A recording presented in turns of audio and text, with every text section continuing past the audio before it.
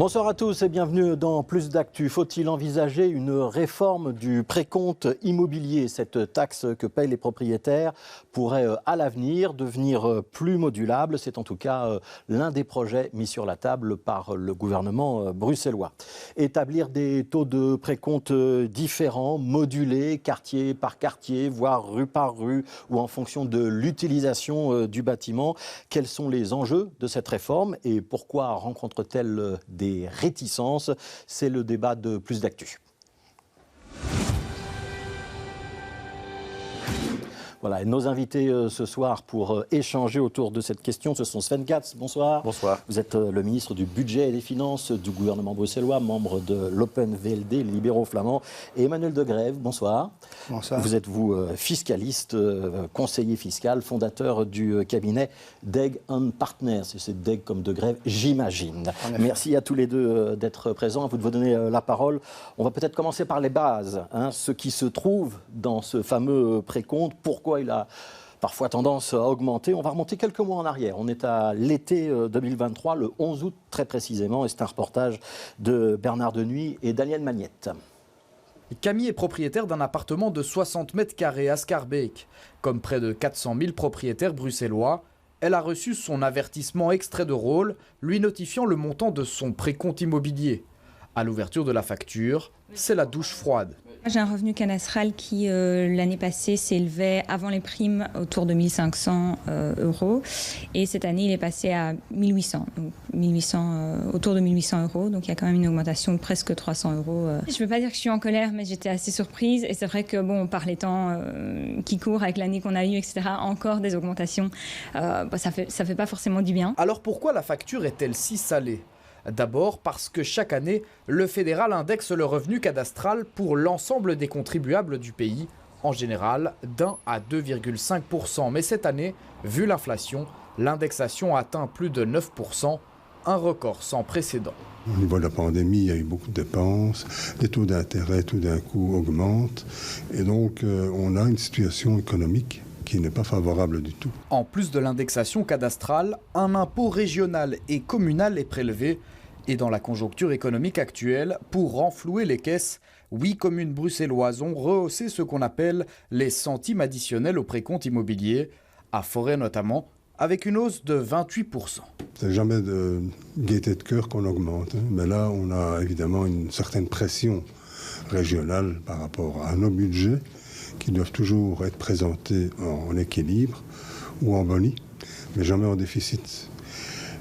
Il y a évidemment cette voie de fiscalité qui se présente, qui n'est pas toujours évidente, et là on agit évidemment sur le PRI. À Bruxelles, 60% des habitants sont locataires et les revenus professionnels sont globalement bas.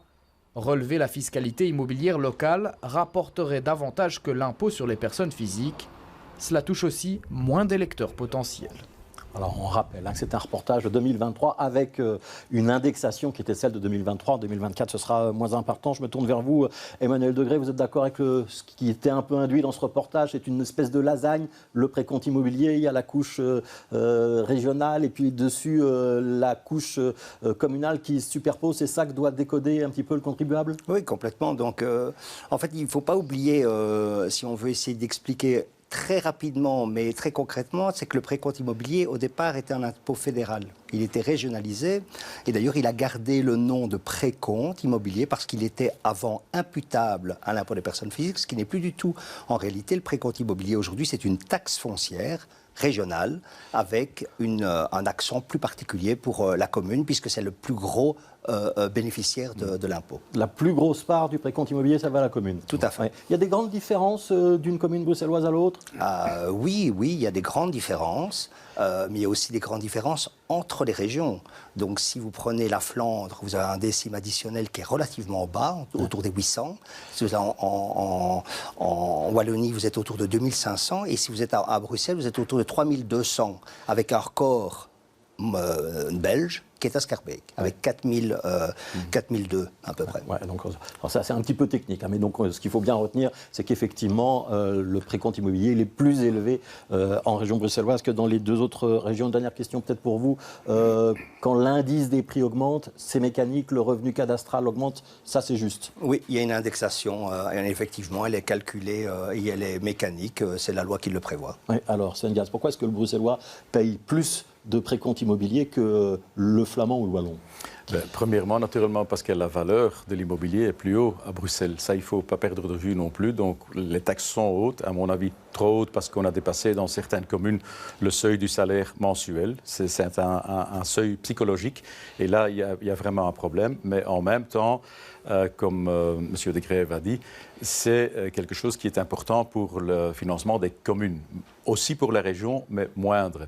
Et donc là, on a déjà des défis spécifiques parce qu'à la région, on a dit on va compenser pour le propriétaire de sa première maison avec une prime BOM l'augmentation du précompte. Les communes l'ont copié, mais pas tout à fait, pas toutes dans la même mesure. Et donc, on peut déjà dire que certaines communes ont un précompte, une taxe plus forte, mais certaines le compensent bien ou totalement, l'augmentation, et d'autres partiellement ou pas. Oui. L'idée derrière cette compensation, derrière BIOM ou derrière les mesures communales, c'est de se dire si le propriétaire habite réellement sa maison, on peut considérer que ce n'est pas un revenu, ce n'est pas de la spéculation pour lui, il faut le moins le taxer que les multipropriétaires. J'ai bien compris l'idée? En même temps, ce qu'on a fait également, parce qu'on parle maintenant de la taxation foncière, donc le PRI, le précompte immobilier, mais il ne faut pas oublier qu'on a l'impôt sur les personnes physiques régional le plus bas de la Belgique. Donc, le contrat social d'il y a 10 ans, c'était de dire on va augmenter dans le sens comme vous avez tous les deux expliqué, mais on va baisser l'IPP parce qu'on pense que ça pourrait inciter au travail. Bon, maintenant, après le Covid, on est dans une nouvelle situation. Il faut trouver un nouveau contrat social. Ouais. Est-ce que je résume bien en disant à Bruxelles, on essaye de récupérer chez les propriétaires ce qu'on perd du côté des salariés? C'est également vrai. Oui. Ouais, c'est aussi le constat que vous faites, Emmanuel De Grève? Oui, mais il y a pas mal de nuances. Oui, alors apportez les nuances. Oui, parce qu'en fait, donc, il y a un contrat social, effectivement, il y a 10 ans, l'idée était plutôt intéressante, c'était de dire on baisse la fiscalité sur le travail, tout le monde dit qu'il y a trop de pression sur le travail, donc on baisse la pression sur le travail, donc ça c'est plutôt une bonne idée, et on la compense par une augmentation de la pression immobilière. Mais ce qu'on ne dit pas, c'est les proportions des l'un et des autres. Et donc on a mis la taxe biome, mais si vous mettez la taxe biome par rapport à, notamment par exemple, cette dame qui parlait dans les reportages de son précompte immobilier, mais en fait, c'est rien que sur cette année, sa prime biome, elle est mangée. Et donc il y a si vous prenez Scarbeck, est-ce que vous vous rendez compte qu'entre 2012 et 2023, c'est-à-dire à peu près le temps du pacte social, la fiscalité immobilière, donc le précompte immobilier, a augmenté de 63% hors inflation. Parce que l'inflation, l'année passée, c'est 10%, cette année, c'est 4%. Donc sur ces 2 années, c'est 14% que vous allez rajouter on the top sur les 63%. Ce qui veut donc dire que, grosso modo, à Scarbeck, on fait presque 2 fois et demi le précompte immobilier. Alors, on ne va pas détailler commune par commune. Je vous propose qu'on s'intéresse au cœur de notre débat d'aujourd'hui. C'est la réforme qui est mise sur la table par le gouvernement bruxellois. Il y a déjà une adoption en première lecture, donc on n'est pas à la fin du processus. Mais peut-être, d'abord, Sven Gaz, nous présenter l'idée générale. Quand on parle de moduler le précompte immobilier, aujourd'hui, chaque commune, la région fixe son taux, chaque commune fixe son taux, ses centimes additionnels. À l'avenir, on va autoriser les communes à plus le faire sur l'ensemble du territoire, mais de moduler quartier par quartier. C'est quoi l'intérêt? C'est une possibilité en tout cas. Et en fait, les communes peuvent déjà le faire aujourd'hui. C'est en fait ce que le Conseil d'État a dit du côté flamand à l'époque quand le décret flamand a été mis en œuvre. Donc ils pourraient déjà le faire. Et donc il y a toujours un risque que c'est modulé. Ça risque d'être augmenté. Ça, je veux certainement éviter, parce que si on augmente peut-être certains quartiers, c'est toujours touchy, parce qu'il faudra motiver juridiquement, hein, pas évident. Il faudrait diminuer d'autres. Et là, je pense que le cadenas que nous avons au niveau régional, avec un avis qui doit être donné par Bruxelles Fiscalité pour la faisabilité technique, opérationnelle de ce qu'une commune veut faire, va mener à un plus grand débat et même un débat qui pourrait mener à une harmonisation de la pression fiscale. Donc, à première vue, c'est un risque, c'est une possibilité. Deuxième vue, c'est compliqué. Troisième vue, je pense que si certaines communes commencent à nous demander on veut faire cette modulation là, on veut faire cette modulation-ci, on va avoir un débat plus large, probablement seulement après les élections. Je sens que vous êtes un tout petit peu réticent sur l'idée. Est-ce que vous pouvez quand même nous dire pourquoi on le fait alors? Est-ce qu'il y a des communes qui auraient des intérêts à dire, tiens, dans ce quartier-là, je baisse la pression fiscale, dans ce quartier-là, je l'augmente? Je pense qu'une commune pourrait avoir intérêt si elle veut vraiment changer le statut d'un quartier. Il n'y a pas fatalité à Bruxelles que tous les quartiers restent dans le même état. Vous voyez que Forêt est dans une autre situation qu'il y a 10 ans. Avant, on ne parlait pas trop de Forêt. Maintenant, tout le monde veut y aller parce que Saint-Gilles est plein. Je le dis comme ça. Et donc là, je pense que Anderlecht, le canal, est en train de se transformer. Une incitation, même temporaire, fiscale, mais alors je parle plutôt de la diminution, que l'augmentation pourrait être intéressante. Et donc, je pense que c'est possible, mais juridiquement, ça reste très difficile de bien motiver pourquoi d'un côté de la rue, vous avez un tel PRI, un tel précompte immobilier, et d'autre côté de la rue, c'est différent. J'ai lu dans la presse qu'on pourrait aussi moduler suivant l'occupation, l'affectation de l'immeuble. Vous me confirmez, on pourrait demander plus si c'est un commerce ou une entreprise et moins si c'est pour du logement? On le fait déjà, de fait, parce qu'il n'y a pas de prime biome pour les commerces, en fait, ou pour les gens qui n'habitent pas à Bruxelles. Et donc là, il faut voir qu'on fait ça très sagement. Donc ça doit être un risque contrôlé, parce que si on y va très fort, le Conseil d'État ou la Cour constitutionnelle ne nous suivra pas, et on risque de créer des grands problèmes également. Ouais. Emmanuel Degré, vous venez d'entendre le secrétaire d'État, le ministre des Finances et du Budget. Il dit ça peut aussi moduler à la baisse, et l'idée, c'est de ne pas moduler à la hausse. Et de toute façon, les communes vont devoir motiver, expliquer ce qu'elles font, et il faudra l'avis de l'inspection des finances. Est-ce que ça vous rassure ou pas? Mais en tout cas, il y a quand même des expériences qui existent. Et donc, on sait que généralement, quand on donne des outils qui permettent de monter et descendre, en général, c'est surtout monter qui se produit. Et donc, en réalité, moi, je ne demande pas mieux, évidemment, qu'il y ait des outils pour baisser la pression fiscale, surtout quand la pression fiscale immobilière est tant élevée, puisque si vous la comparez à tous les niveaux, en fait, c'est simplement objectif. Vous constatez que la fiscalité immobilière à Bruxelles, elle est épouvantable. On dit oui, mais c'est Bruxelles. Mais Anvers, c'est pas comme ça. Donc, en fait, Anvers, c'est aussi une grande ville. Donc, en fait, ce n'est pas une question de grande ville, c'est une question de politique. Cette politique, on a décidé de faire une fiscalité immobilière qui est très importante. Et donc, il y a effectivement une question à se poser. Alors, si on me dit, mais non, ce serait bien pour encourager certains quartiers, alors je suis d'accord. Mais alors, on prévoit dans la loi qu'on ne fait que faire un différentiel à la baisse, comme la Flandre l'a prévu dans son projet initial. Le projet flamand, puisque le précompte immobilier différencié existe en Flandre, prévoyait dans sa première mouture, dans sa première version, uniquement une Mais vous savez que ce n'est pas possible. On ne peut pas décréter, nous, en tant que législateurs, de dire qu'il faut uniquement baisser. S'il y a une autonomie des communes, aussi bien en Flandre qu'à Bruxelles, elles peuvent diminuer. Malheureusement, elles peuvent également augmenter. Ça, c'est vraiment une liberté constitutionnelle essentielle. Sur le fond et sur l'intérêt politique, Emmanuel Legrève, j'aimerais vous entendre là-dessus. Vous avez cité l'exemple de Schaerbeek tout à l'heure. Évidemment, c'est une commune qui vous intéresse. Est-ce que vous pouvez concevoir qu'à Schaerbeek, où il y a des quartiers très différents les uns des autres, avec des populations qui ont des niveaux de revenus très différents les uns des autres, des bâtis qui sont très différents les uns les autres, ça peut avoir du sens de se dire, dans ce quartier-là, je vais monter ou laisser la fiscalité telle qu'elle est, dans tel autre, je vais plutôt la baisser, par exemple? Alors, sous le plan absolu, bien sûr. Sous le plan technique, comme l'a dit M. le ministre, ce n'est pas si simple de discriminer. Si vous prenez un exemple parallèle, les taxes sur les secondes résidences qui ont été attaquées de nombreuses fois devant les tribunaux parce qu'elles ne sont pas égalitaires, eh bien, sont un bon exemple de fait qu'à partir du moment où vous voulez donner un régime différent à deux citoyens qui ont un intérêt dans votre commune, en fait, vous êtes confronté à la justification et au raisonnement que vous allez appuyer pour la raison pour laquelle vous dites à lui, tu payes plus cher plutôt que l'autre. Et il ne faut pas que les gens n'oublient que la fiscalité immobilière n'est pas pensée pour être progressive. La fiscalité immobilière n'est pas un impôt qui est pensé comme ça, c'est un impôt qui est pensé par unité. Alors que l'impôt des personnes physiques est progressif. Le problème, c'est que dans le monde d'aujourd'hui, en fait, on essaye d'utiliser des fiscalités qui n'ont rien à voir l'une par rapport à l'autre et les appliquer de la même manière. Alors, qu'est-ce qu'on va faire? On va taxer les maisons qui ont 2 étages 2 fois plus et 3 étages 3 fois plus parce que vous pourriez vous contenter d'un seul étage.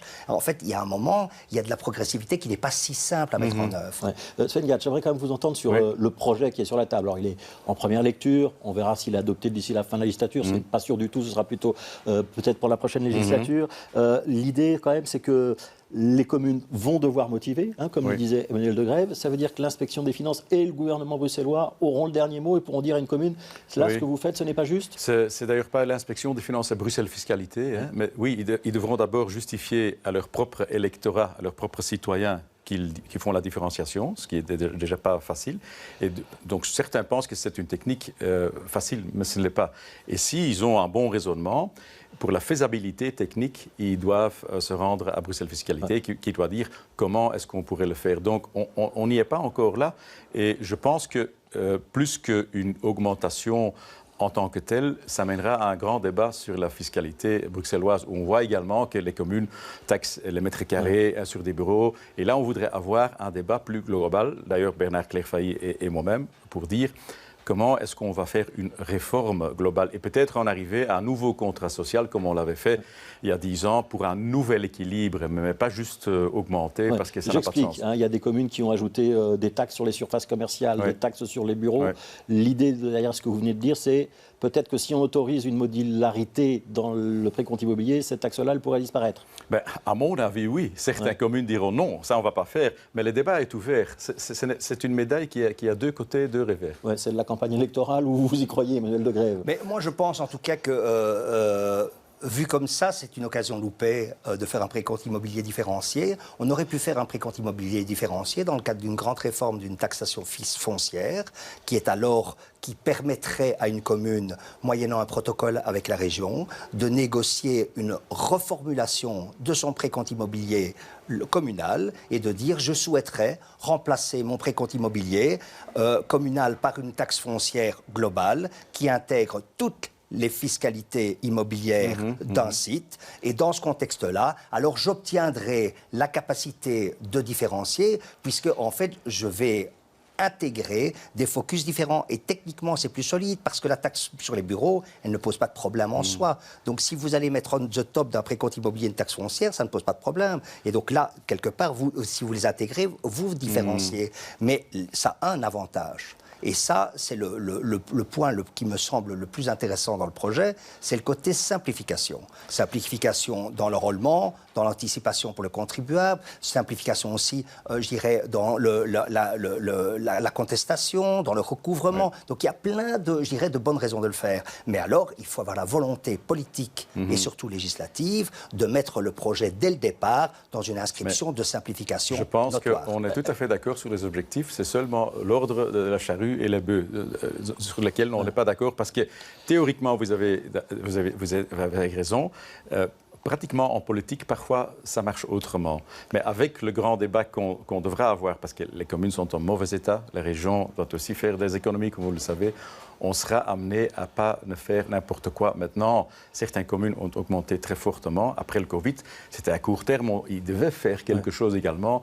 Maintenant, tout le monde sent que ça ne peut plus aller dans cette direction-là. Et donc, moi, je suis sûr que d'une façon ou d'une autre, on arrivera à cet objectif, peut-être pas parfait comme préconisé par vous, mais mieux qu'aujourd'hui. Alors, il nous reste 2-3 minutes. Je voudrais justement qu'on élargisse un petit peu le débat et qu'on s'interroge sur les leviers fiscaux à disposition de la région bruxelloise. Il y a donc une pression sur les propriétaires parce qu'on ne peut pas mettre la pression sur le revenu du travail. Ça, c'est le fédéral qui décide. Sven Gatz, vous avez d'autres leviers, la fiscalité automobile, les droits de succession, par exemple. Est-ce qu'il va falloir repenser globalement la fiscalité de la région bruxelloise dans la prochaine législature, en ayant en tête que budgétairement, ça commence à devenir compliqué, que l'endettement de la région bruxelloise, il est important et qu'il y a des petites choses comme le métro et d'autres qu'il faut financer.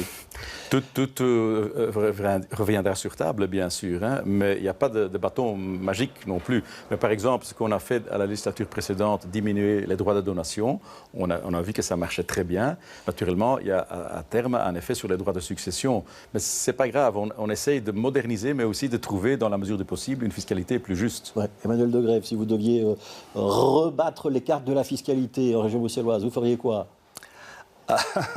Et je vous demande de répondre en 1 minute, c'est encore plus difficile. Mais je dirais simplement que j'inviterais les politiques à beaucoup plus mesurer leur dispositif et de comprendre que la fiscalité, ce n'est pas qu'un outil budgétaire, c'est aussi un outil politique. Ouais. Et quand Mais quand ils veulent moduler, là, justement, quartier par quartier ou par occupation, c'est pas de la politique? Mais en tout cas, moi, ce que je constate, c'est que l'OCDE vous dit qu'il y a une crise du logement, l'Institut des statistiques vous dit que la classe moyenne supérieure va dans les régions, donc quitte Bruxelles, que les loyers, tout le monde sait qu'ils montent en flèche, donc il y a forcément un effet aujourd'hui sur la location et elle est peut-être en partie fiscale. Ouais, une petite question quand même sur le revenu cadastral. Est-ce qu'il est juste aujourd'hui ou est-ce qu'on continue d'avoir des surfaces déclarées qui ne sont pas tout à fait les surfaces réelles à Bruxelles parce qu'on sait qu'on a construit à l'arrière une cuisine ou une salle de bain? Est-ce que c'est clair? Les auditeurs ne le savent peut-être pas, mais c'est basé sur une situation de 1975. Ouais. Donc c'est complètement, je dirais, surréaliste. On devrait commencer par ça? Oui, parce qu'en fait, c'est juste un peu de courage politique, c'est de dire, parce que moi, je ne suis pas contre le revenu cadastral, mais je suis contre le fait qu'on ne fasse pas de péréquation. Alors qu'aujourd'hui, la péréquation avec les bases de données du SP Finance, ce serait très facile à faire puisque tous les bails sont enregistrés. Donc il suffit simplement d'un peu de volonté politique et de dire OK, on fait une mise à jour et je ne comprends pas pourquoi on ne le fait pas. Ouais, ça, c'est le fédéral qui doit le faire. Je pense ici que le IACA est un peu trop simple, mais sur la base, monsieur a raison, la base du précompte immobilier est de 75 et donc ça veut dire que dans certains quartiers qui valaient plus à l'époque, on paye beaucoup même si on est dans un mauvais quartier aujourd'hui et vice-versa. Mais sur les données objectives que M. Degrève mentionne, donc le fait qu'on a le cadastre et qu'on devrait faire quelque chose, je suis d'accord. Mais c'est quand même beaucoup plus qu'une minute de courage politique, parce que ça touche vraiment à la propriété des gens. Et c'est pas ça. Mais vous le savez quand même que... En 1975, on a envoyé des fonctionnaires pour faire la péréquation. Aujourd'hui, on a des dizaines de serveurs, des dizaines de data, et donc il faut quand même bien admettre que c'est plus facile aujourd'hui à faire qu'il y a... C'est faisable, mais c'est pas une réforme, c'est une très, très grande réforme. Peut-être l'heure est là. Oui, toute dernière question, cette modulation du précompte, ça existe en Flandre, hein, c'est possible en Flandre, il y a peu de communes qui le font, 6 ou 7 près de Bruxelles, il y a Le Saint-Pierre et Dilbeek qui l'ont fait. Vous savez si ça a été intéressant, si l'expérience est concluante? Disons que je sais qu'une partie des communes l'a fait uniquement en zoning, hein, ils pouvaient vraiment différencier une zone industrielle du reste, bon ça c'est simple et c'est moins simple à Bruxelles. Et puis je pense qu'il y a une commune en Flandre où on travaille vraiment avec la typologie des bâtiments et le nombre d'étages. Alors ça devient déjà plus touchy, tricky, il faut quand même pouvoir le motiver. Donc ce n'est pas une solution miracle. Les communes qui vont mettre en marche le verront qu'ils ne sont pas encore à l'arrivée. Une toute dernière question, on a dit que c'était passé en première lecture, donc il faut encore tout un chemin législatif, ça passe au Parlement, c'est pas pour 2025, c'est plutôt pour 2026? À mon avis, oui. Mais c'est bien qu'on ait ces débats-là, c'est pour ça que les élections sont également importantes, pour avoir ces débats-là. Et puis voir qu'est-ce qu'on fait après les élections. Merci Sven Gatz, ministre des Finances et du Budget, Emmanuel Degrève, conseiller fiscaliste de Deg & Partners. Merci à tous les deux d'avoir débattu sur le plateau de Plus d'Actu. Demain, c'est Zakia Katabi qui sera l'invité de l'émission. C'est notre formule du vendredi avec vos questions adressées par mail, plusdactu@bx1.be ou sur les réseaux sociaux de BX1. Michel Gaillère qui les relaiera à l'antenne. Et puis demain matin, on aura notamment David Wetzmann comme invité dans notre matinale Bonjour Bruxelles. Continuez à bien vous informer et à demain.